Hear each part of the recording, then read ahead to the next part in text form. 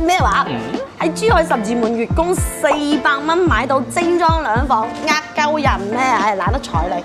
嗱，原來係真嘅，珍珠都冇咁真啊！琴澳新城全新交咗出嚟嘅天匯啦，而家有個58平方嘅2房2廳一衛啦，仲帶埋生活露台，總價咧就係130萬起啦。佢月供咧就係達到4700啦。喂，你都月供4700啦，點解得嚟嘅400蚊咧？因為咧佢係有一個咧自己開發商包租嘅項目嚟嘅，唔係話俾人哋話二手放咗出去，係開發商自己做嘅。每個月返工翻去嘅咧係4300噶，咁你咪自己俾400蚊咯。嗱，網上咪經常講嘅十字門鬼城嚟嘅喎，嗱，十字門呢個地帶咧已經發展咗有16年啦，加上咧個十字門隧道一開通，仲有我哋港珠澳大橋開通咗嘅咧，就好多我哋嘅港澳朋友翻嚟呢邊置業啦，整個地帶都係旺翻起身噶。好似我哋自己揸車去橫琴啦，以及於港珠澳大橋咧，大約嘅時間咧都係2個字噶啦。咁樓下咧亦有我哋嘅華發商都啦，日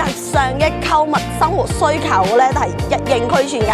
2廳16房設計戶數比較多啊，上落班嘅朋友仔咧要提前嚟撳 lift 啦，如果唔係分分鐘上班遲到啊。嗱，呢度咧唔係商業嘅住宅嚟嘅，但係呢度咧係70年產權嘅純住宅㗎。咁我哋呢度咧係朝東係對面嘅咧係我哋學區嚟嘅，選得呢度咧建議就選高少少嘅樓層㗎啦。佢嘅均價咧喺22000到25000之間㗎啦。嗱，呢度咧係可以明火精裝交付嘅，咁佢呢度咧係去到我哋嘅28年收樓㗎。